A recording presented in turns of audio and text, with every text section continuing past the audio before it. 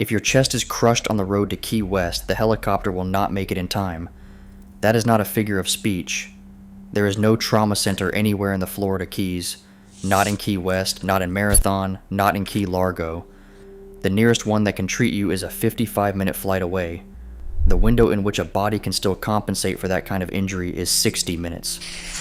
Both numbers are published by Monroe County on the same page, one directly beneath the other.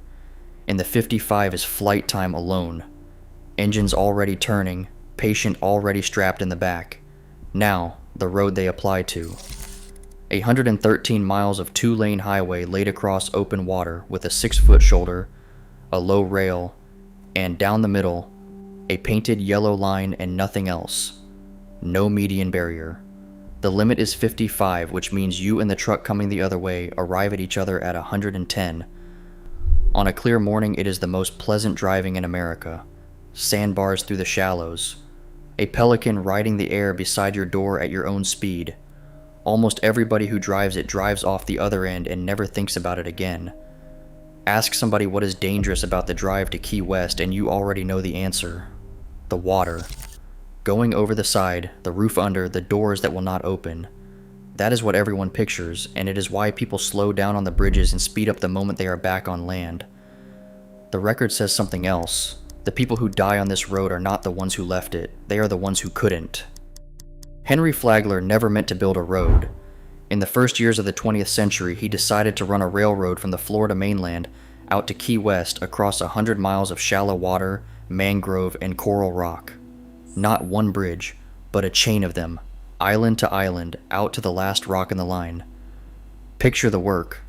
Barges anchored on flat green water, men breaking rock in full sun, mule teams hauling fill across the shallows. It took 7 years. The Florida East Coast Railway hired something like 40,000 men to do it, at a cost of roughly $212,000 for every mile. They built the bed out of what was under their feet. Native limestone and marl, cut and crushed and dragged into a long, low embankment across the shallows. That embankment is still there. It is the ground your car is on today. The sea took its cut early. In October of 1906, a hurricane came through while the work camps were still out on the water. A houseboat was moored at one of the work camps with men asleep aboard. It broke loose in the night and went out to sea. 100 workers died. The railroad reached Key West anyway. Trains ran over the water for more than 2 decades. Then, on Labor Day of 1935, a hurricane came ashore over the Middle Keys and ended the whole thing in an afternoon. The railroad was bankrupt and the state of Florida was standing there with a checkbook. The right-of-way and the surviving bridges had been estimated at something like $50 million to build. The state paid $640,000. Now the mechanism. A railroad is one track. One train at a time, moving one direction, dispatched by a man with a timetable. Nothing ever comes the other way because on a railroad nothing is permitted to. Flagler never had to leave room beside the rails for anybody to swerve. Swerving does not exist out there. So the corridor is exactly as wide as it needed to be, and not 1 foot wider. Out on the bridges, that width is the entire world. The overseas highway opened to traffic on the 29th of March, 1938. The old railroad bridges got a new concrete driving surface poured across the top of them, wide enough for 2 lanes of cars. 2 lanes, on a structure built for one train. The missing median and the 6-foot shoulder are both inherited from that single track. Out over the water, the thing coming at you at 55 miles an hour is separated from you by a stripe of paint and the assumption that everybody is paying attention. The bridges have been rebuilt since then, with new spans, better concrete, and higher rails. The corridor has not moved an inch. Now put yourself on it, because you probably have been. You come down out of Florida City with the last shopping plaza in the mirror and the sawgrass opening on both sides. The 18-mile stretch. Dead straight, canal water on either shoulder, a wall of concrete running down the middle of it. People will tell you there is one road in and out of the Keys. There are 2. There is the highway and there is a toll road called Card Sound Road that swings east through the mangroves and comes back down into Key Largo. They meet near the top of the chain. South of where they meet there is one road. Then it's dive shops and bait shops and coconut palms. Islamorada. The first long bridge, where the water underneath you changes color. Marathon. The 7 miles. Big Pine, where traffic slows for the little deer standing in the roadside grass like they own it. Then the last run of low bridges into Key West. You have driven this and you know the light on it at 4 in the afternoon. This is the stage. Remember it. Point 2. You don't have to argue about the mechanism here. The state of Florida already ran the experiment for you. Take that first stretch, 18 straight miles of 2-lane between the mainland and Key Largo, canals on both sides, nowhere to put a wheel. For decades it was exactly like the rest of the corridor. 1 lane each way, nothing down the middle. It killed people constantly, every local knew it, and everybody had a story about it. So they rebuilt it. $330 million, started in January of 2005, dedicated in September of 2011. The central feature was a concrete median barrier running almost the entire length of the road. Gus Pigo, who ran the state road department's district covering the Keys at the time, said safety was the #1 aim and that the rebuilt road would eliminate 10 to 14 critical accidents a year, the ones that ended in fatalities on 18 miles of flat, straight pavement. So hold the crash constant and change nothing but the pavement under it. A driver drifts left. That's the whole event. He looks down at his phone, or he has been driving since Orlando, or the low sun comes off the water at exactly the wrong angle and he cannot see the line. It is the most ordinary error in American driving, and every one of us has made a version of it. On the 18-mile stretch today, he hits a wall of concrete. It's ugly and it's expensive. He walks away, or he's hurt, and the traffic goes around him and the day continues. Take that same driver and those same 2 seconds and put him out on the 7 miles. The car does not hit a barrier, there isn't one. It crosses the yellow line into the northbound lane at combined speed and it finds you. That is not a thought experiment. On the 3rd of March, 2025, a southbound truck crossed the yellow line on the 7-mile bridge and met a car coming the other way. 3 people were carried off the bridge by ambulance. A helicopter took them to the mainland. Same mistake, same state, same decade. One road has a wall and one does not. And notice where the wall is. It's where the land is wide enough to hold it. Through the bigger islands, where the towns are, the highway opens out to 4 lanes with a divider down the middle and you can breathe. Then it narrows back to 1 lane each way and goes out over the water. The protection sits exactly where you least need it and vanishes exactly where you cannot get out of the way. Now stack the rest on top of that. 6 feet of shoulder is enough to change a tire in, badly. With traffic going by close enough to rock the car, it is not enough to steer into. The glare comes off flat water twice a day, every day of the year, through a windshield full of salt haze. Sightseeing is the entire reason anybody comes. People drive slowly on purpose out here, looking left at the ocean. Behind them is a line of local traffic trying to get to work in Marathon, and somewhere in that line is a driver who decides today is the day. Then the left turn. The restaurants and the marinas and the motels are all on the water, which means half of them sit across the oncoming lane. To reach one, you stop in the road with your blinker on and wait. Remember that. And the drive itself, 2.5 hours of warm, flat, straight, gorgeous sameness, after however many hours it already took you to reach Florida City. It lets you coast. It lets you fade. The number that decides whether you live on this road isn't 7 miles, and it isn't 55 miles an hour. It's 55 minutes. Point 3. There are no trauma centers in the Florida Keys. Nowhere in the chain from Key Largo to Key West. Be precise about what that means, because people hear it wrong. There are hospitals down here. Good ones with emergency rooms. Staffed by people who will start working on you the second you come through the doors. A trauma center is a different thing. A hospital with a surgical team standing by around the clock for exactly what a head-on collision does to a human body, with the blood bank and the operating room already awake. The county has none. It also has no therapeutic cardiac centers and no neurosurgical service centers anywhere inside its boundaries. If your injury needs one of those, you are not being treated in the Keys, you are being flown out of them. Monroe County publishes the flight times itself, from Lower Keys Medical Center on Stock Island to the 3 nearest trauma centers on the mainland, 50 to 55 minutes in the air. The county's own page explains the other half in plain language. The golden hour is that roughly 60-minute window after a serious injury when the body can still compensate, still hold its blood pressure, Still keep the brain fed before it starts losing the argument. 60 minutes to work with. 55 of them spent watching open water go by underneath a helicopter. Rick Ramsey, the county sheriff, put it about as flatly as it can be put. Most places, he said, fly one patient on a 10-minute flight. Down here the flights are longer. The county runs its own air ambulance for exactly this reason. Trauma Star. 3 helicopters based at 2 places, the airport at Marathon and the hospital on Stock Island, and in 2021 they flew a record 1,383 flights. 3 aircraft for a 100-mile chain of islands tied together by one road. Now spring the trap. Every one of those minutes is flight time. The clock did not start when the helicopter lifted off. It started when metal hit metal. Somebody has to call. A unit has to reach you, driving, on the same 2 lanes from whichever island it happened to be parked on. You have to be cut out of the car. And if you are on a bridge, the helicopter often cannot simply come to you, which is what happened out on the 7 miles in March of 2025, where 3 people were carried off by ambulance before anyone could fly them. The ambulance carrying you is driving out along the same 2 lanes the crash is currently blocking. In January of 2024, a head-on crash near mile marker 13 in the Lower Keys sent 6 people to South Florida hospitals. 2 air ambulance helicopters were called to the scene. The highway was shut for more than an hour and traffic backed up 5 miles behind it. 5 miles of stopped cars with the engines running and blue water on both sides. Somewhere in that line is a person who also needs to be somewhere. Everything an ambulance crew has ever done for anybody has to happen inside what is left of the hour. Point 4.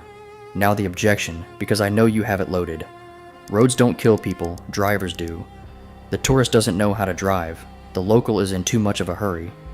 If people would slow down and put the phone down, this road would be as safe as any other road in America. On most roads, most of the time, that is basically true, and I am not going to insult you by pretending it isn't.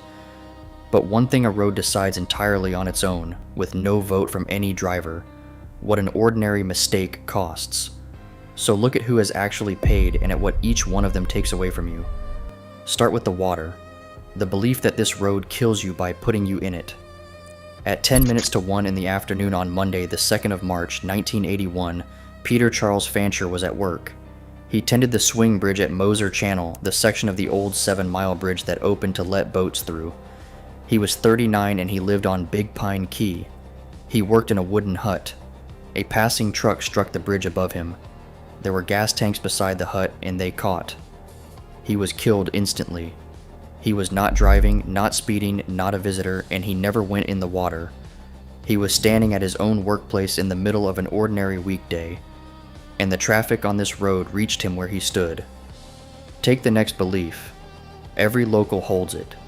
And it is not a stupid one that the people who die down here are out-of-towners who don't know the road. Charles Dennis Shipley Jr. drove for a living. He was 61 out of Margate.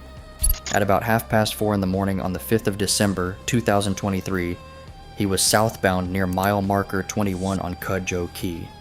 There was a concrete construction barrier in the lane and it was not lit. His truck hit it and burned. He was well enough known in South Florida trucking that the news of it traveled the same day. He knew this road, and the barrier he hit was not lit. Rick Ramsey said afterward that he had warned the state road department more than a month before that crash that somebody was going to be hurt or killed at that lane shift. He asked out loud who was going to be held accountable for a deadly accident that had been predicted and was preventable. Then watch what one truck does to a 100-mile chain of islands. The highway was closed for more than 8 hours.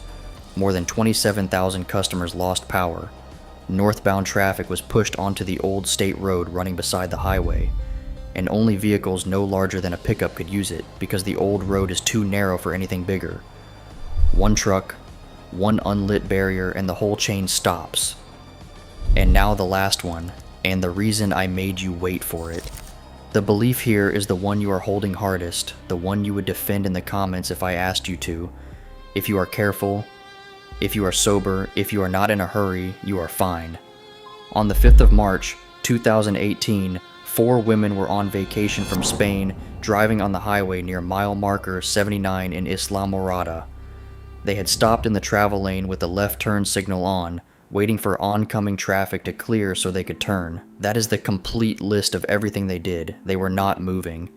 Coming up behind them was a heavy tanker truck, recently fitted with a tank it had never been brake tested carrying. The driver, Carlos Manso Blanco, was doing about 64 in a 55. All 4 women were killed. There is no decision in that story you can point at. There was no turn lane for them to wait in, and no second lane for the truck to move into. Put those same 4 women on a divided highway with a left turn pocket, and they are inconvenienced for 90 seconds. Then they go and eat lunch. Blanco was never charged with vehicular manslaughter for those 4 deaths.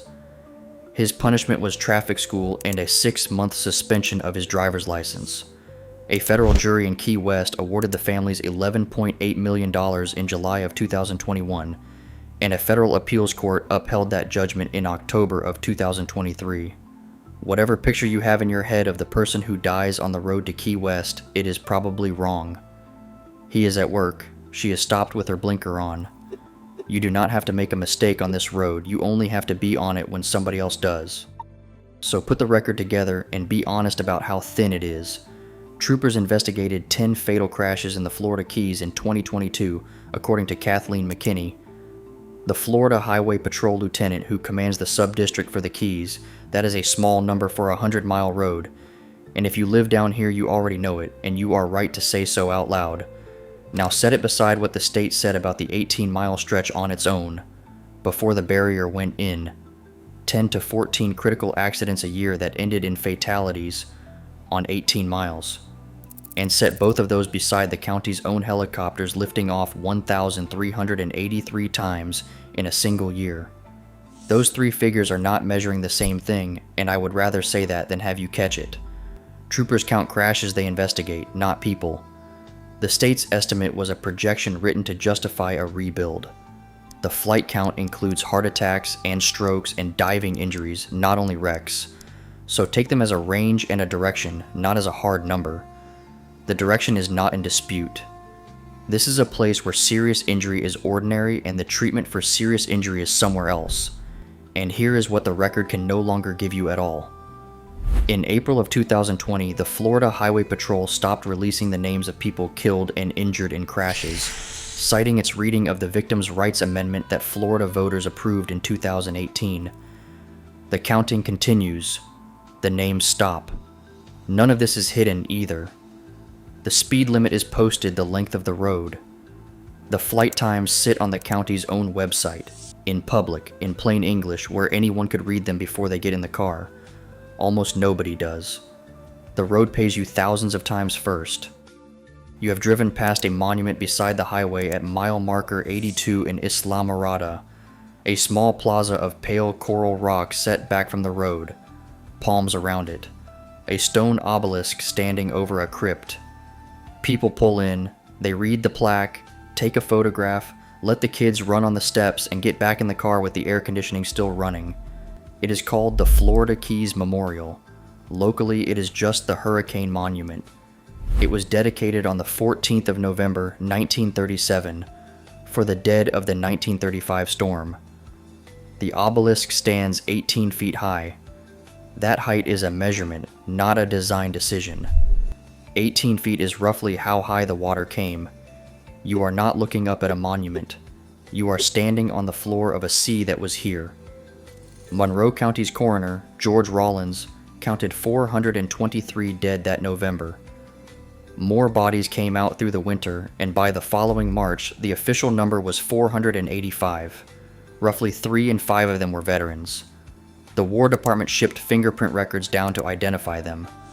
Only the veterans were in those files. Every civilian death was recorded as unknown dead. Those veterans were men who had come home from the First World War, working for a federal relief program in road construction gangs. They were building this highway when it killed them. The monument cannot tell you most of their names. 90 years on, neither can the state. The danger on the overseas highway was never a flaw somebody forgot to repair. It is the shape of a railroad, carrying cars, one line, laid for one train, sold cheap to a state that poured 2 lanes across the top of it and opened it to the world. And don't let that concrete on the 18-mile stretch fool you into thinking the rest of it got fixed. It didn't. 4 women on holiday waiting to turn toward the water, Charles Shipley making a delivery before dawn, and Peter Fancher, who was at his desk at 10 to 1 on a Monday afternoon. So go back to the beginning. 2 lanes, 12 feet each, 6 feet of shoulder, and nothing down the middle. You hear that list and you see an open road over blue water. Read it again from inside a stopped car with something coming up behind you. It is a list of everywhere you cannot go.